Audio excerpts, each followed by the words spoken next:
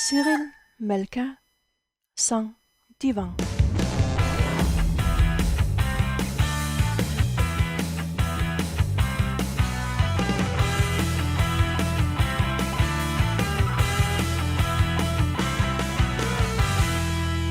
Alors bonjour ou bonsoir, ça dépend un petit peu de là où vous vous trouvez. Je ne crois pas qu'on a des Canadiens aujourd'hui. Là, pour l'instant, bonsoir, hein, c'est ça.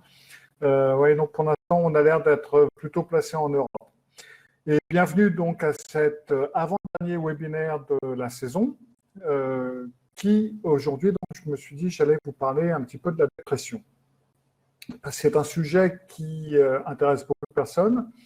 Et surtout, c'est un sujet très vaste, mais comme nous allons le voir, en fin de compte, pas aussi vaste qu'on pourrait le penser. Alors, la définition de la dépression, alors il y a une définition précise, la définition c'est celle-ci. La dépression est un état de mauvaise humeur et une aversion pour l'activité. C'est-à-dire que c'est des personnes qui vont se sentir mal, qui vont être de mauvaise humeur, généralement plus souvent tristes, et puis qui ne vont pas agir. Ils vont un petit peu retomber un petit peu en état de léthargie, on pourrait dire. Il peut affecter les pensées, le comportement, la motivation, les sentiments et le sentiment de bien-être d'une personne. Ça dit bien ce que ça veut dire. Et on dit que le principal symptôme de la dépression, c'est l'anédonie. Alors l'anédonie, parce que les gens qui font généralement les définitions doivent toujours s'expliquer dans des termes compliqués. L'anédonie, excusez-moi, c'est un symptôme médical que l'on peut trouver dans certaines maladies psychiatriques, mais aussi dans des états, par exemple, comme la dépression, qui n'est pas une maladie psychiatrique. Et c'est donc l'incapacité à une personne de ressentir des émotions positives lors de situations de vie où, d'habitude, ou avant, ou dans le temps, qu'ils comprenaient comme plaisantes. C'est-à-dire que, par exemple, justement, si on prend la dépression, vous allez avoir des personnes qui vont vous dire j'adorais faire ceci, cela, lire des livres d'histoire ou jouer aux échecs, et aujourd'hui, je n'ai vraiment aucun intérêt à lire des livres d'histoire, ça m'ennuie, j'en ai plus envie, j'ai pas envie de jouer aux échecs, ça me dit rien, etc., etc. Donc, quelque chose qui leur était, ça pouvait être une passion, ou plaisante, ils ne le font plus, ils en ont plus d'intérêt et même une aversion. Et en plus, il y a un sentiment de ce qu'on appelle un désintérêt diffus, c'est-à-dire qu'il n'y a pas trop de choses qui les intéressent, il n'y a pas trop de choses qui les font bouger ou qui les font vibrer. C'est un petit peu comme si rien ne les intéresse vraiment. C'est une perte de l'élan vital, dira-t-on. Souvent, les personnes, l'anédonie, c'est aussi une perte de la capacité à ressentir des émotions positives. Même s'il y a des choses positives, on est obligé de vraiment les mettre en avant et leur montrer noir sur blanc qu'il y a quelque chose de positif avant qu'ils le voient, qu'ils l'acceptent, et ils ont l'impression, en fin de compte, de ne pas vraiment les ressentir. Donc ça, c'est l'anédonie, et c'est on dira le symptôme principal de la dépression. Alors, avant de continuer, et pour le cas où il y aura quelqu'un qui ne me connaissait pas, donc je m'appelle Cyril Malka, je suis psy cognitif et comportemental ainsi que hypnothérapeute. Si vous voulez en savoir plus sur moi, vous pouvez aller voir sur ma page principale, malka.fr. Là, il y a un point de menu qui s'appelle « Qui et où est Cyril Malka ?» où vous pourrez savoir tout, ou presque, sur moi. Et vous pouvez même réserver une séance en ligne si ça vous dit. Avant de parler des symptômes de la dépression, ou plutôt de ce qu'on peut y faire, ce coup-ci, je me suis dit, on va commencer par parler des raisons de la dépression. Pourquoi les gens deviennent dépressifs? Quelles sont les situations ou quelles sont les raisons qui mènent les gens à la dépression? Et pour ce faire, je ne vais pas vous mentir, je suis allé sur Wikipédia, et je suis allé sur différents sites psychologiques et psychiatriques qui décrivaient la dépression et surtout les causes de la dépression. Et je vous propose que l'on commence par ça, pour une fois. Alors, comme cause de la dépression, ce qui peut causer la dépression, très souvent, on a l'adversité dans l'enfance, des problèmes d'enfance en règle générale. Alors, ça peut être le deuil qui a été nommé. Par exemple, si on a perdu un être cher ou même un animal, parce que les enfants étant relativement sensibles, et même les adultes en fin de compte, que ça fait jamais plaisir de perdre un animal, ça peut les choquer de telle façon qu'ils peuvent avoir une tendance à la dépression. Il y a la négligence des enfants dont on ne s'occupe pas ou peu, la violence mentale ou pour attendre la violence psychologique, le fait de taper sur son gosse de façon psychologique, de lui enlever les possibilités, de lui dégrader sa confiance en soi, de le dénigrer, etc.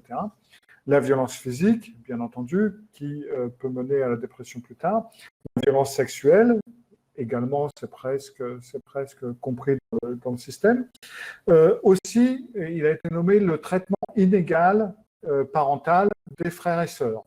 C'est-à-dire que si vous traitez le frère ou la sœur d'un enfant mieux que l'enfant lui-même, l'enfant risque de développer une dépression plus tard, à l'âge adulte. Et aussi ses frères et sœurs, d'ailleurs. La violence, qu'elle soit physique, psychologique ou sexuelle pendant l'enfance, est donc nommée comme étant un grand risque de mener à la dépression à l'âge adulte.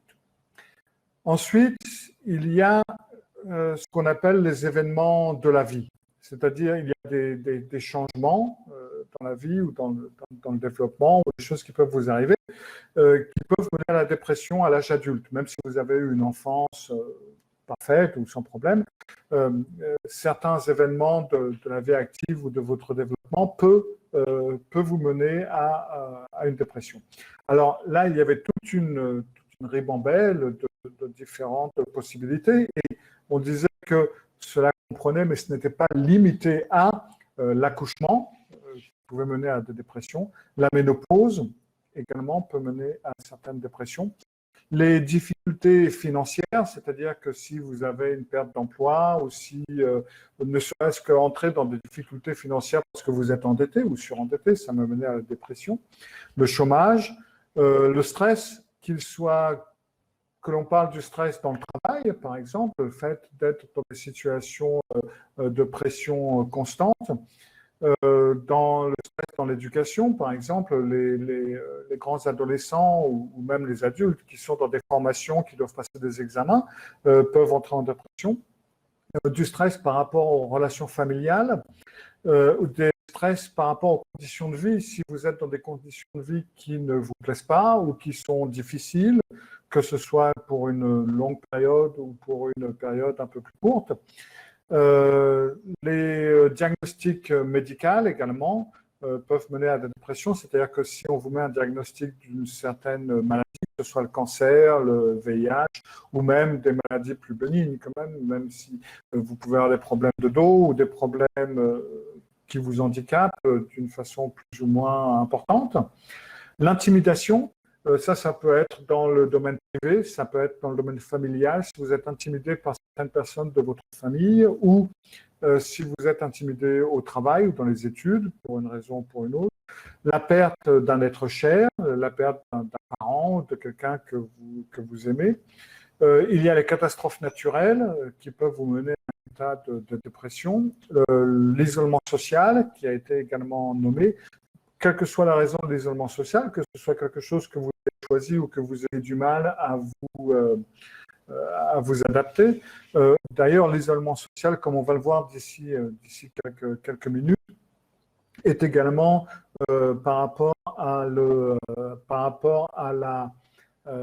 au développement de la Covid, où les gens se sont isolés de plus en plus. Cela mène également à une isolation. Et donc à une dépression, les états de viol, les troubles relationnels, être dans une relation qui est négative ou qui est contraignante ou qui est difficile ou qui pose problème, La jalousie, généralement, ça peut être la jalousie que l'on ressent soi-même envers quelqu'un d'autre qui peut finir en dépression, ou ça peut être la jalousie que quelqu'un d'autre a sur nous qui peut mener également à une dépression. Séparation, divorce, bien entendu, ce qui mène les choses à encore plus de problèmes parce que justement après les problèmes que l'on a eus avec le Covid en ce moment, en tout cas en France, maintenant je n'ai pas les chiffres pour mondiaux, mais c'est un petit peu la tendance que j'ai lue également dans les journaux et dans les études danoises. Il y a eu un plus grand pourcentage de divorces et de séparations lors des différents confinements et après la Covid qu'il y a généralement, et surtout au Danemark, parce qu'au Danemark, pour divorcer, en fin de compte, il suffit d'aller sur un site internet et en quelques clics de souris, en mettant le numéro d'immatriculation de chacun, on peut divorcer en ligne, en fin de compte, en l'espace de quelques minutes. Donc, les divorces ont explosé, ils sont déjà explosifs au Danemark. Si je me souviens bien, quand on en est parti en 2000, en règle générale, les gens étaient divorcés 3 fois. Maintenant, j'imagine que c'est encore plus. Donc, les séparations peuvent mener, bien entendu, à la dépression, ou alors ce qu'on appelle les blessures catastrophiques, c'est-à-dire un état de choc, quelque chose de choquant que vous avez compris, reçu, vu, entendu ou été victime de. Cela peut mener à une dépression. En plus de ça, nous avons donc les adolescents qui, bien entendu, peuvent être également peuvent avoir des problèmes d'humeur dépressive. Alors, généralement, quand c'est les ados, très rarement, on va les diagnostiquer comme dépressifs. Pour une raison ou pour une autre, on attend l'âge de 18 ans, c'est-à-dire à 17 ans, vous n'êtes pas dépressif, mais à 18 ans, vous l'êtes. Mais ça peut venir du rejet social, de la pression que l'on peut avoir ou à l'école ou des pairs, des amis, des copains, des copines pour être comme les autres. Facebook a été nommé comme une raison de dépression, en fin de compte, où il y a cette surenchère regardez-moi, je suis fantastique, les choses se passent bien ici, je suis beau, je suis belle, etc., etc. Et que cela peut mener à la dépression pour d'autres ados. Ou alors, bien entendu, encore une fois, l'intimidation des pairs si les enfants, enfin, si les jeunes, ou ce que vous voulez, s'il y a du harcèlement. En gros, dans le monde, d'après ces dernières statistiques que j'ai lues, il y aurait aux environs de 264 millions, un peu plus de 264 millions de personnes de tout âge confondu qui souffrent de dépression. Bien entendu, la pandémie de la Covid-19 a un impact négatif sur la santé mentale de tout le monde, ce qui a provoqué une augmentation des niveaux de dépression. D'après ces différentes études, ça a atteint des sommets dévastateurs, ce qui veut dire que les compagnies pharmaceutiques vont sûrement se frotter les mains parce qu'entre les vaccins anti-Covid et puis les médicaments antidépression, il y a du fric à se faire. D'après une étude qui a été faite, il y a eu les niveaux de dépression clinique chez les personnes interrogées a plus que doublé. C'est-à-dire que à l'automne 2019, il y avait aux environs de 14,9% de personnes dépressives et en mai-juin 2020, il y en avait 35%, 34,7% pour être exact. Donc, la Covid a bien entendu eu son influence. Ensuite, parce que c'est pas tout, j'ai pas fini justement, il y a Nathalie qui me demande est-ce que c'est toujours réactionnel? J'y viens, Nathalie. Donc, il y a également les changements de personnalité ou d'environnement social peuvent affecter également et mener à la dépression. C'est-à-dire qu'il y a cette théorie psychologique des 5 personnalités dont je ferai à un moment donné un webinaire sur le sujet parce que j'ai déjà évoqué ce système des personnalités, mais je ne peux pas l'expliquer ici parce que ça prend un petit peu de temps.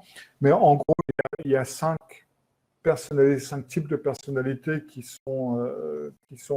peuvent être prendre le pas sur les autres pour chacun. Et donc, l'une des personnalités qui est le névrotisme, vous avez des personnes qui vont avoir un score élevé dans ce type de personnalité.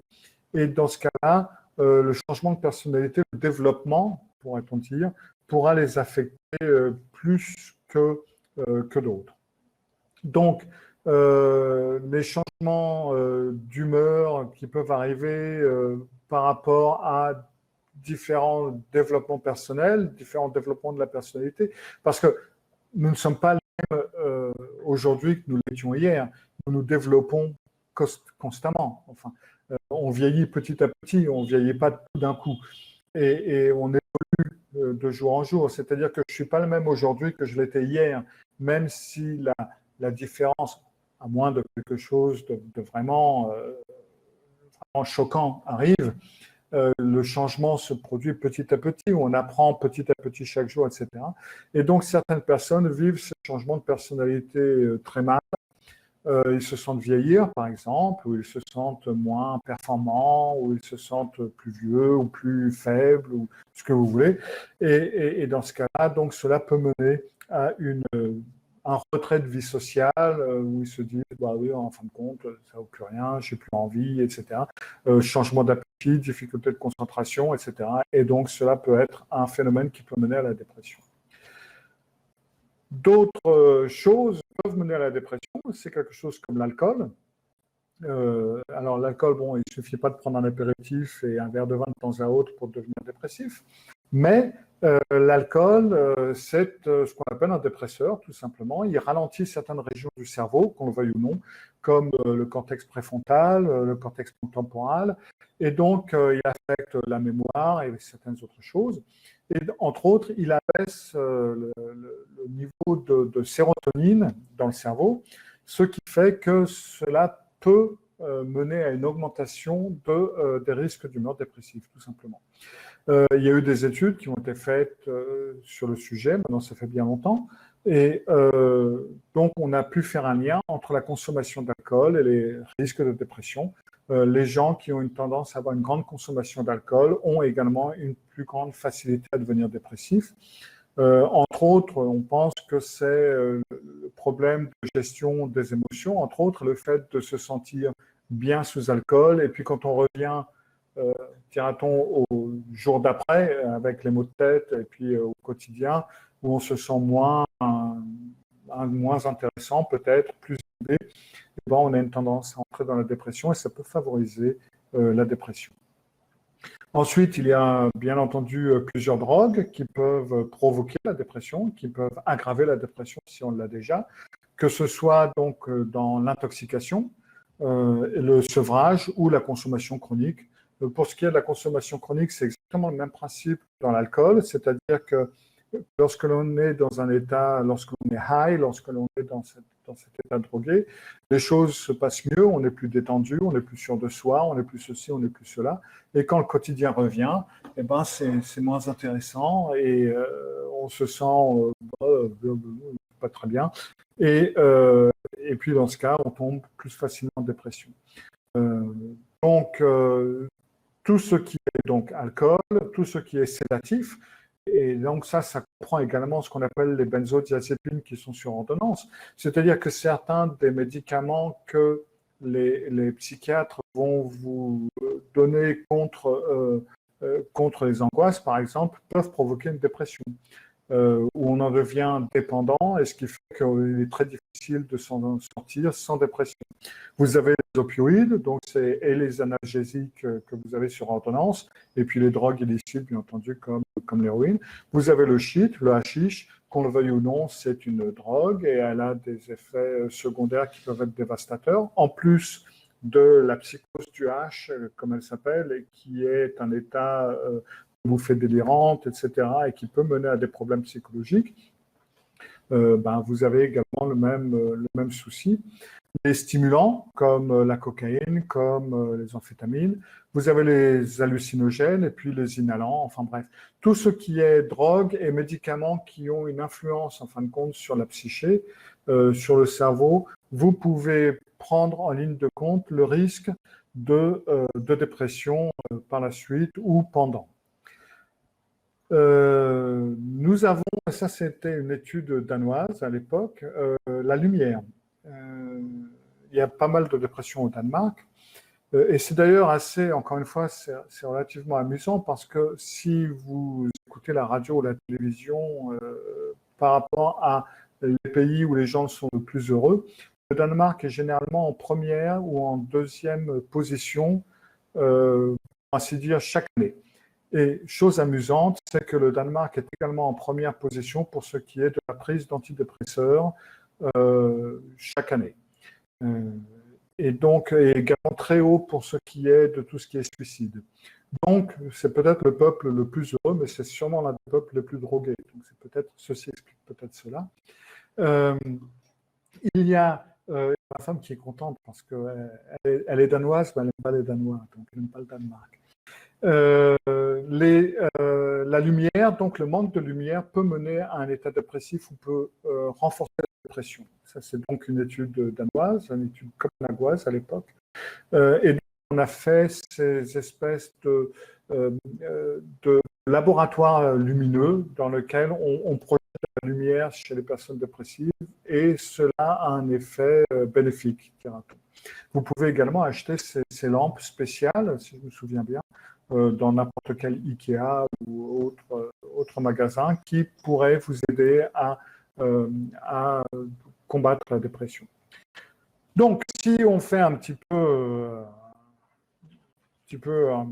mise au point, donc on a les problèmes reliés à l'enfance, on a les problèmes reliés aux problèmes que l'on peut avoir lors de la vie adulte, que ce soit des problèmes économiques, sociaux, ce que vous voulez.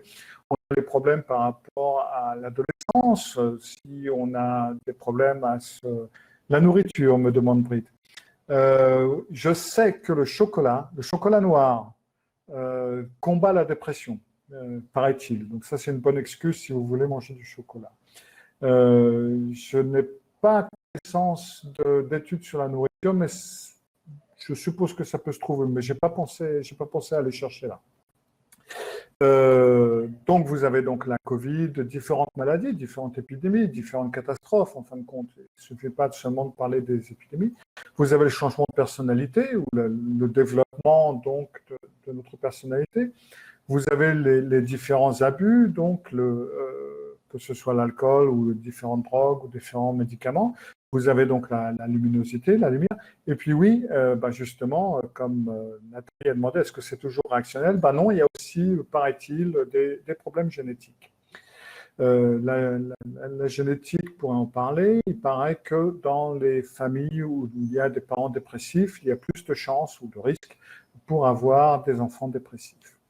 Voilà, là je crois que j'ai fait le tour des causes.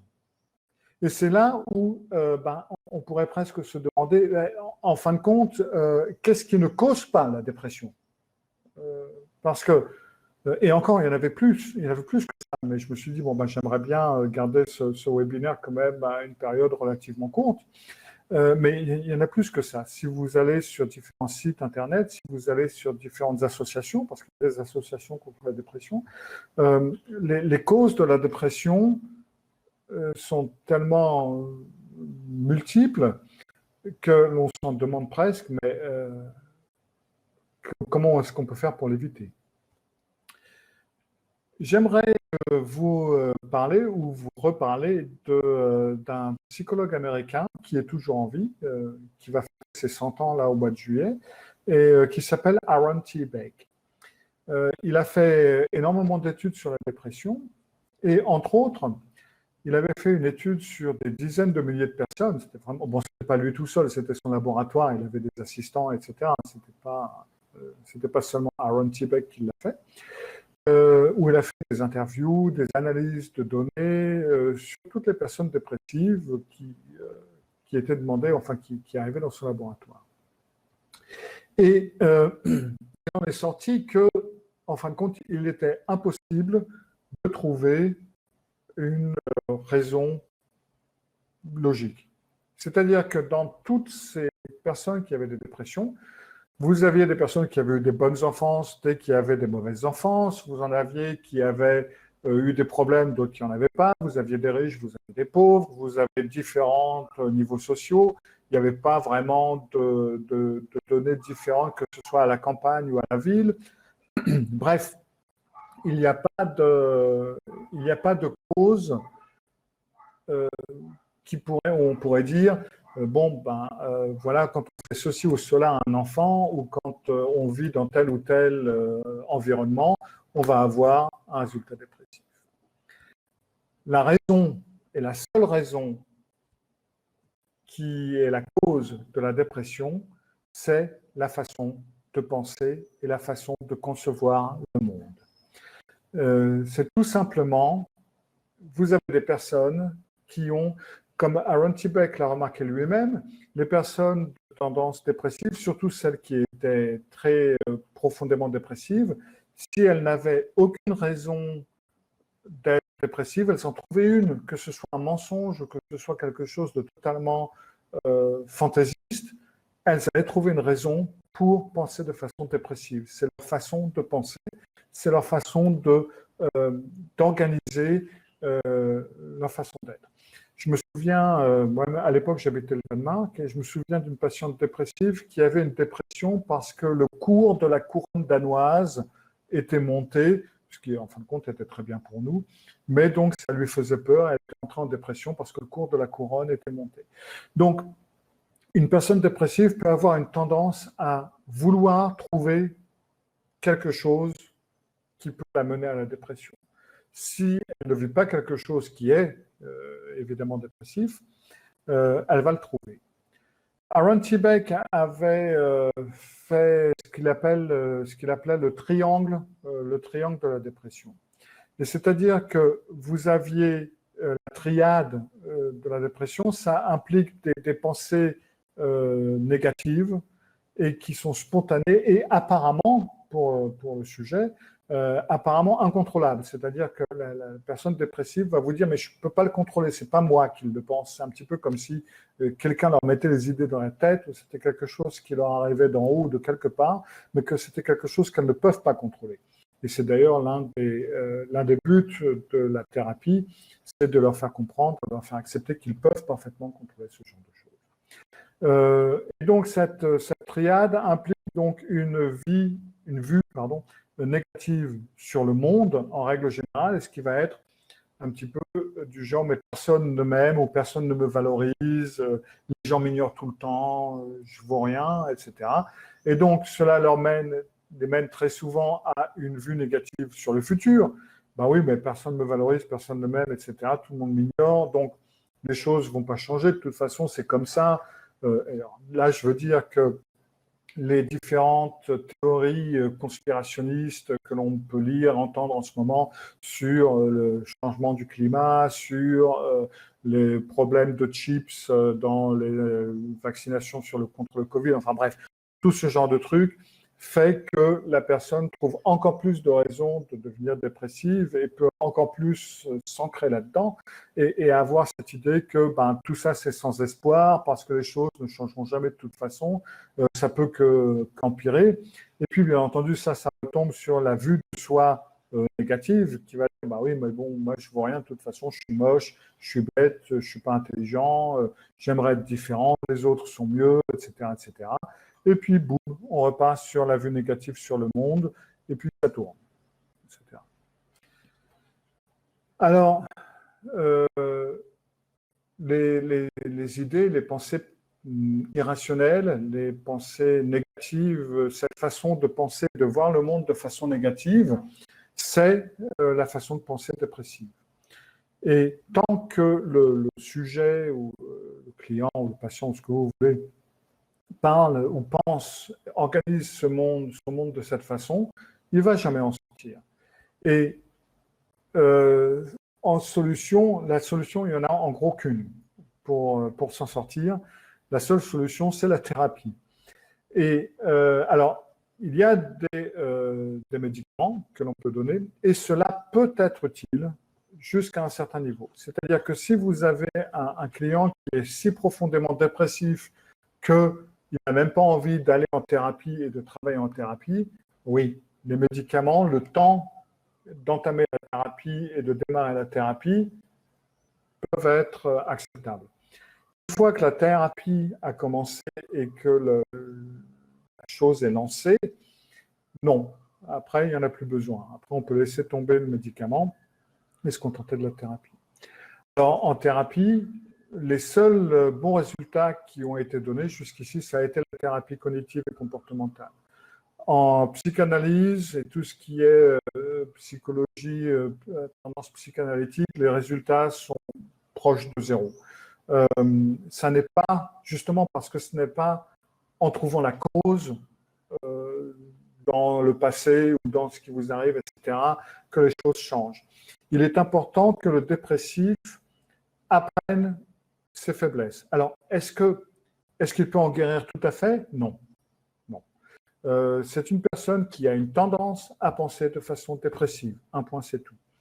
Ce qu'on peut faire, c'est lui apprendre à reconnaître ces différentes faiblesses, de façon à démarrer un signal d'alarme quand il commence, comme je dis, à déconner, tout simplement, à partir en vrille, et de façon à ce qu'il puisse se dire « Ah, non, là, attends, c'est moi, c'est ma faiblesse, c'est mon point faible.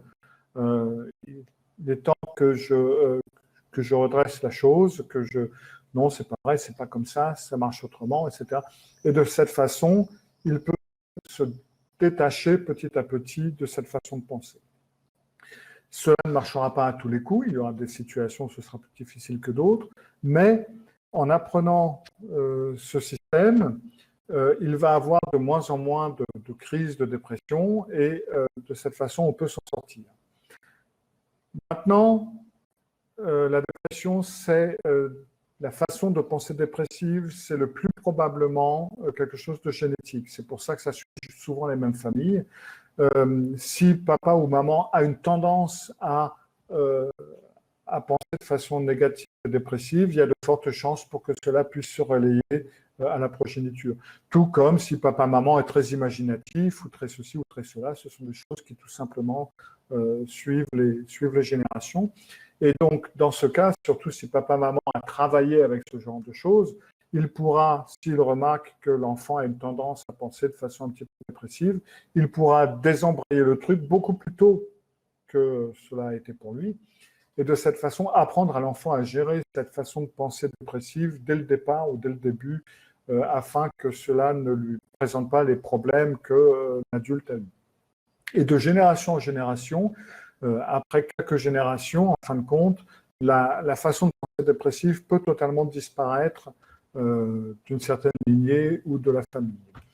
Donc oui, il y a des possibilités, mais il y a besoin d'une acceptation de la part du sujet, de se dire, bon, ok, j'ai cette tendance à penser de cette façon-là, maintenant j'en ai marre, je veux évoluer, je veux me détacher de ça, je veux le combattre, et donc avec un thérapeute, donc de préférence cognitif et comportemental, travailler sur le schéma des pensées, les schémas les façons de voir, les filtres que l'on utilise, les différentes croyances irrationnelles que l'on utilise, apprendre à les combattre. Et de départ, ça va être un combat relativement difficile, mais avec le temps, ça devient de plus en plus facile, et puis on peut devenir à une vie totalement normale, sans dépression, sans crise de dépression. Bien entendu, il faut toujours être attentif, et puis de cette façon, petit à petit, s'en débarrasser soi-même, et même en débarrasser sa progéniture si on y est attentif. Voilà. C'était tout sur la dépression. C'est un petit angle un petit peu peut-être différent que ce que l'on voit d'habitude. Maintenant, c'était donc l'avant-dernier webinaire de la saison. J'ai déjà le prochain webinaire prêt, donc je sais déjà de quoi je vais parler la prochaine fois. Et néanmoins, si vous avez, après, il y aura les grandes vacances, donc si vous avez des idées, si vous avez des questions, si vous avez envie que je parle d'un sujet ou d'un autre, il ne faut pas hésiter à m'envoyer un mail à cyril@malka.fr et puis je verrai ce que je peux faire pour la prochaine saison en tout cas. Voilà, merci, me dit Nathalie. Ben, merci d'être venue, Nathalie, c'était bien. Merci, Diana. Merci d'être venue aussi. Je vous dis donc à d'ici une petite quinzaine pour le dernier webinaire de la saison. Soyez sages et puis Oui, bonne soirée, Laurence. Oui, effectivement, un webinaire sur les personnalités, me dit Nathalie. Ouais, je crois que je le ferai au début de la prochaine saison, là, au mois de septembre, quand je recommence. Je pense que je vais le faire parce que c'est quelque chose dont j'ai parlé plusieurs fois et ouais, je pense que ça va intéresser les gens. Vous aussi, soyez sages. Ok, je vais essayer. Allez, à bientôt tout le monde. Merci. Au revoir. Cyril Malka, sans divan.